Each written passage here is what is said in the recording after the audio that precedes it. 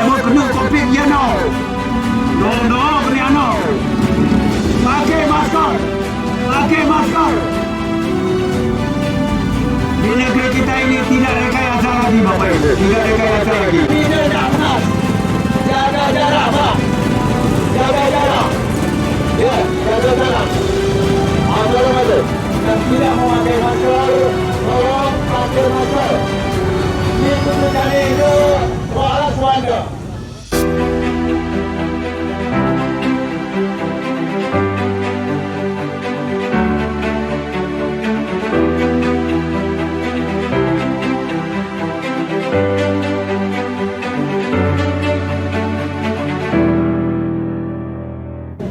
Bapak Ibu pakai masker.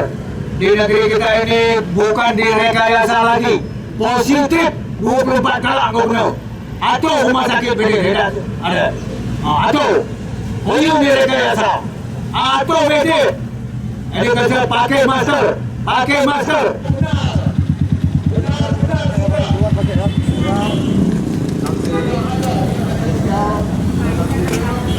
Pakai, keluar tak pakai.